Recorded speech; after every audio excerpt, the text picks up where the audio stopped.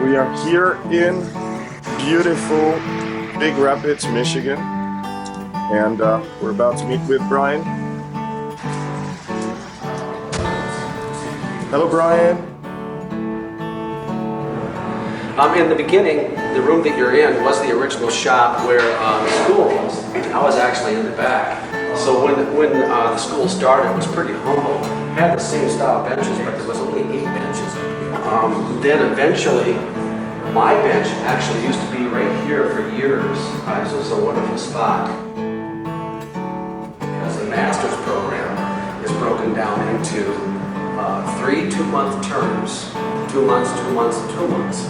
First term is every day is about something. The second term primarily is fingerstyle or septic electric. And then third term, they most commonly move on to do the archtop guitar. And if you look around, this is pretty much how it looks all the time. It's very civil. We try to teach students about safety, being clean, chemicals. Too many luthiers like myself in the old days, we lived our craft, and that means being around too many harsh chemicals and too many exotic woods that just really aren't great for you. And there's a way to do this and do it for a lifetime, and that's a really important factor of my school. The other portion that's really important to me is the bench sizes. As you move down through, you're going to see the benches are all the same, and they're not very big. It's because we're teaching the students to do a procedure, stop and clean. Do a procedure, stop and clean it. If you cook a lot, there's a way to do anything in a systematic manner that can make the process fun. It also keeps things organized. And not to mention, we're dealing with customers' guitars, and if you're building or repairing, and if you dent an instrument because your bench is filthy, well, that's just unacceptable. And I learned a long time ago that customers, when you're dealing with vintage instruments, really don't like to have their guitars come back with scratches or dents that weren't there in the first place, right? So the bench this size, they move through, they do a procedure, they put their tools away, they stop and clean, get their head together, and do it again. And if they don't, we have a little talk with them.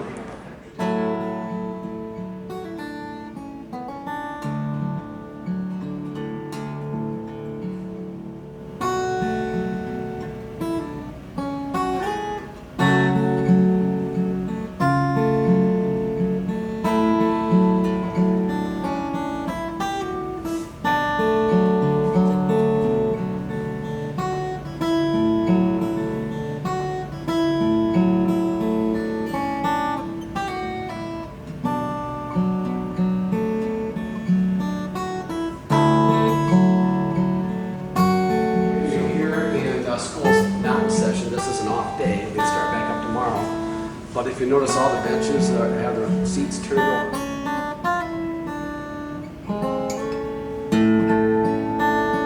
So they learn that a clean shop is a healthy shop, clean shop is healthy mind, progress, good work.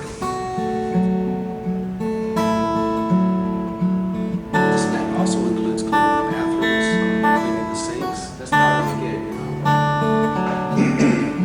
Again, you see the benches are the same. What we have are the go table systems over here. What I like to do, when Bob Taylor was here, he kept saying, Ryan, why don't you do this? Why don't you add that? And the answer to that is I can't really add anything to this system that a student can't buy at Lowe's or Menards. If it's something that's unachievable to them, then it's no good being in the class. They can learn that type of stuff later on as they advance. So we use stuff that they can get at general stores. And these would be the ghost sticks they use for gluing up braces, boxing tops. It evolves. These are the actual glue tables that they stick up on their benches. They can pull these things out when they're doing braces on tops. The way these things work. You can see they're made out of OSB. That's my way of saying to a student, you don't have to go out and buy the Stu Mack catalog. This is something that Dan Earl and I kind of invented back in, I hate to say invent, it's more like a dad. But we did it in 1982. And in the Don Teeter books, if you're not familiar with that, some really famous old books. He had a way of clamping the body down, and it brought all these little blocks to hold the neck. Well, Dan Earl took it one step further, and he had a bunch of little rods. And I took it another step further, where I had valve calipers to go here, but these benches also will spin. I can get it to spin like this. And that's because the base, or whatever you're playing, you're not on your back, you're actually hanging like this, and the neck falls forward. It's a big hairy deal for instruments like basses, or especially jazz basses. So each one of these benches has gravity control, and that's one of the lessons in the class. Little lecture area.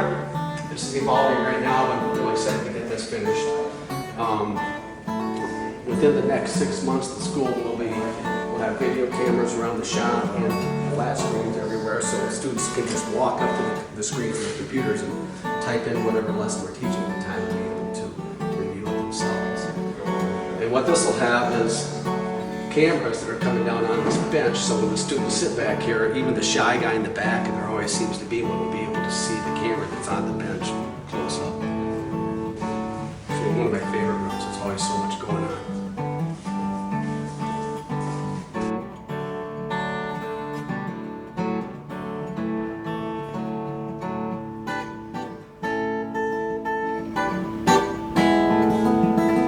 Will be 100%. With the exception of the nitrocellulose lacquer, I keep around to teach students about nitro. But because they need to know about nitro, they need to know about shellac, French polishing style finishes, but they need to know about nitro for touch-up on vintage stuff. But it's just so quickly going to be obsolete. UV was a royal pain until just recently, and now they have cabinets that you can make UV cure that are all LED, very safe, working to 100 degrees. The old UV cure lights were super high powers, like instant skin cancer. There's no way I'm going to have that in school. What this area is kind of like the little store, or students come and grab stuff, and we knock stuff in here. Sandpapers, brace stock, bridge plates. I buy overstock from like Hidden Hardwoods or wherever that is, and then sell it to the students. So we have, former students that need bigs. These are some European spruce tops that I just went through, and we take these about 100 at a time and run our testing on it, and then they get the Gallup certification. So these are the next ones to go through the system, and that's a unique thing that we can kind of get into later on. It's the first language of tone wood, and it's not just for tops, it also works for backs and sides and necks, and that'll be a major ordeal. Everybody's kind of running down that road right now. And you can see that there's the arch top backs up there ready to rock. I just pulled those out of storage. I'll be processing those in the next 3 to 4 weeks. The storage is kind of taking its hit. It's going to be replenished over the next month and a half. It goes in spurts. And also, if you look up there, you can see, I don't know if you noticed on the way through, but they have an ant class, and that's what Tom Hull was doing. And we make those cabinets in-house. They're really pretty nice.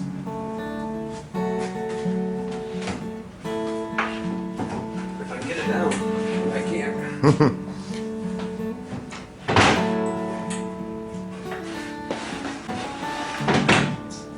Oh yeah, this one has the bucks and the Yep. grill and everything. Is pretty much a finished one. Here's my little lathe. I'm kind of getting ready to refurbish. It's a little hobby of mine. But we make it, we have maple everywhere around here. This is our old maple. We make the cabinets, they're tongue and grooved. Of course, they're mojo tone insides, but the rest of this cane front. I'm real proud of those. It was just an idea. I said, hey, what do you think? And that's like the last thing you want to say to this team. They go and do it. It's 57 Deluxe. Nice, real good, straightforward situation. I hope within the next year to be stamping our own chassis and silk screening our own stuff. It's kind of like in this shop we're not a shop that buys our parts. In other words, someone doesn't make our fretboards. We don't send stuff out to be finished. I'm really unhappy that we have to buy tuners and fret wire and purflings. I'm slowly going to figure out how we can do stuff like that. The fret wire and the tuners would probably help, but the purflings I didn't look at.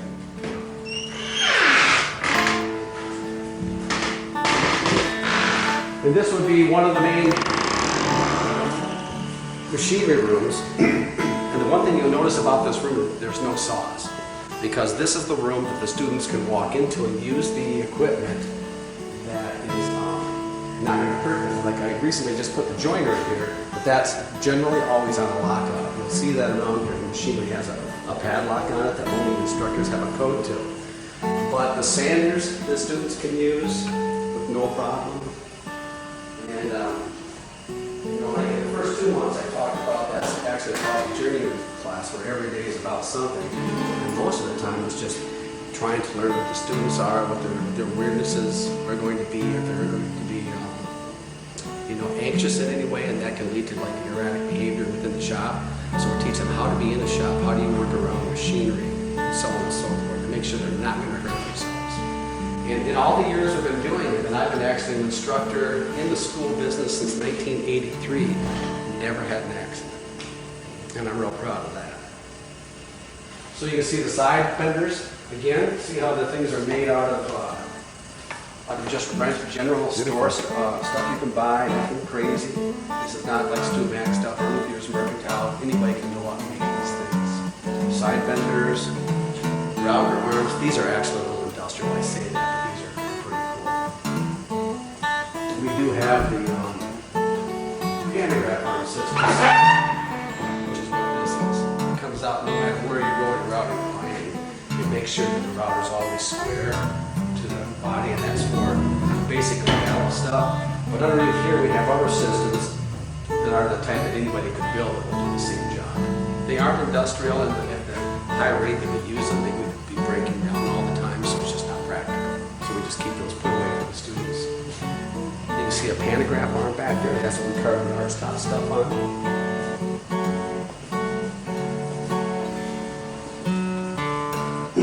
We have a second one on the way, but you take an arch top template and you put it right here, and then you put the block of wood over here. They bolt down, and what you have is a stylus, and then you have a router that's the same size as the stylus.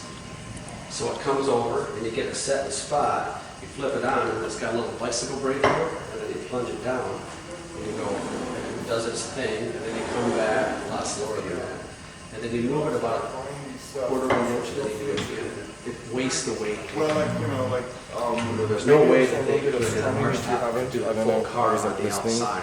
So we show them how to do this system. We have a template. We show them what they're looking for. The style of cars. That could be a Epiphone car, it could be a Gibson car, a Ford car. What does it mean? And then they do the cars in this, but they still flip it over to the inside car and voice the top. Let me make sure the focus is Do good. the important stuff.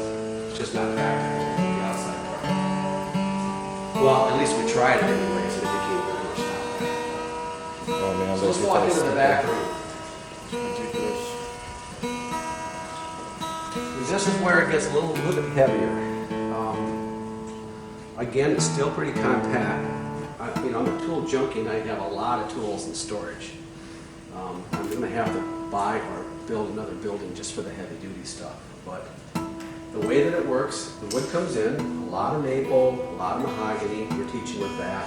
It gets processed on the radial arm saws. From there, it goes through our resaw, which is this one right here. At that point, it gets stickered and it goes into cold dry storage for three years generally. That gives a chance for it to do any craziness that's going to happen to it. We generally lose about 20%, and then it comes back into the shop and it reacclimates for about a year, and then we use it. So the wood would come in. We'll block it up on this beauty, which is lovely, and then this would be sides. And as you can see, this is the side flame maple. That's very important. You'll see it's dated. It's real big in this business to make claims about wood, like it's this or it's that. But unless I know for sure, when anything comes in, it gets dated today. And then, and then they follow that date, and it's cataloged all the way through the process, so we know what we're looking at. So that would be sides. This would be backs for acoustic guitars. This is soft maple. This is great stuff for teaching. Mahogany and curly maple is great wood for teaching students. Primarily mahogany, curly maple, and alder are what we use to do with the shop. They don't need to use any exotic woods. It's just not necessary. At least not yet. Not yet. We're trying to teach them. They get wrapped up in the wood and they lose sight that they're the project. And what we're trying to develop is a well-rounded luthier. And worrying about black buttons on the end of their tuners or the flame isn't good enough. It's like, no, why don't we just concentrate on how to build a really great sounding guitars with the materials at hand?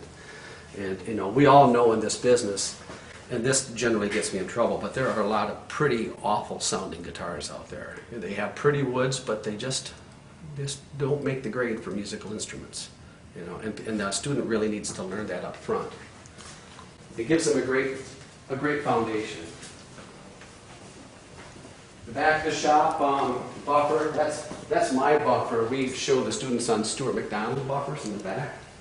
That's the ones that they can get. This is the main work area. Right now the guys are making this mold, which is for a great guitar player we work with called Fareed Hawk. And I've developed 3 instruments for him. One of them is a jazz fusion instrument that has a great archtop sound but doesn't feed back.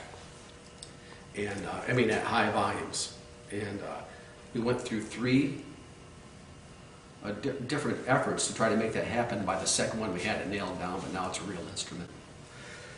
So that's happening right now. Some jigging, new jigging stuff we're making. I just changed the mortise and tenon system on all of our guitars because our heels design changed. It allowed me to widen it a little bit, and that feels great.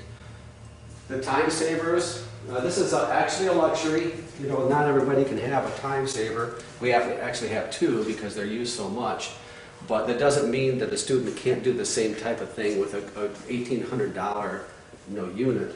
But it just, these are so accurate. And you know, like I said that the school had 8 students, but now we're at 27 routinely, and it would kill one of those machines. You know, they would become inaccurate or something would be going on. And these are just nice wide belt sanders. We generally have 2 grits. This is a saw that's being refurbished right now. Stumac buffers. These are kind of nice. These are cross draft tables. I've always had a downdraft table, and I think every luthier shop should have a downdraft table, even if it's just a HEPA filter. And you know, if they're going to be dealing with chemicals like naphthas, as we all know are pretty awful, they should have an outdraft table. It should be evacuating those fumes. But a simple cross draft like this is a great unit. I can turn it on. We're testing 2. One is cross draft here, and the other one, it's up here, so we're seeing if a Venturi effect is better. This is definitely the one that works. So turn it on, just evacuates, and the student comes over here, opens the blasting, and when they sand, chemicals and dust is always heavier than the air itself, so it wants to go down. As long as we're not blowing it around, which does a great job. I wish I had that one. Yeah, That is really cool. Yeah, I've had a cross draft or a down draft since day one. And just a simple sanding, you know, that dust isn't great, but if you were to take like one of those air filtration systems you see everywhere, everybody sells them, and put those into a table and put a HEPA filter on it, that you go a long ways keeping your shop clean and keeping that junk out of your lungs. And as you can see, we have 2 of them. The next department that's going through a transformation in the shop will be the CNC department. It started out as just something that I got in so that I could do stuff that was on my mind. And now it's blown into a full-blown department where I'll be ordering 2 new machines within the next 4 months that will be sitting over here. The first area is the design portion of it. We did a lot of designs for a lot of other people, and we're basically a job shop. And now with Sam's Guitars, Zach's, myself, Tyler, the work we're doing for the custom stuff with Fareed and also Dan Erlewine, we're going to be completely busy, and the job shop portion is going to take a back seat. But we're still going to help people with designs of molds and so on and so forth. 2 people are working in here right now. It's William and Matt, but both Zach and Tyler are stepping up to the plate, which is going to be exciting. That means the very luthiers that are doing the work are going to have their hands right in the mix. That's not something that always happens. And you'll be able to see the CNC. This is a Techno. A Techno machine, and this is an older one, but I think the people make a mistake a lot of times of buying a machine that's overkill, they want to move into a Haas or a Fadal.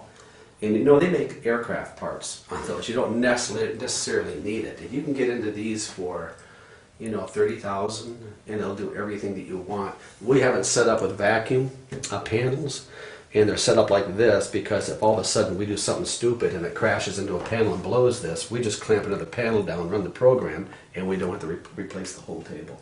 And this is a vacuum. We turn the vacuum on, crank it like that, and when you put the mold on and put the part on, it creates a vacuum sandwich that holds everything down. And this is, see, it has the foam in here. We can move this wherever we want. The machines that I want next aren't available, so I'm probably going to be making my own machines. That's something that we're going to start in 2 weeks when we get back from Miami. That's what's on the slate. This department's a lot of fun. I love to come in here. I love to watch Sam and Tyler and Zach make something from the ground up that I know nobody else is doing, design it, move it down here, watch the process go on to a guitar, because the loop is just, well, it's not just amazing, it's very inspiring. You know that it's leading somewhere. And this machine in this department made that happen. A very, very big part of it.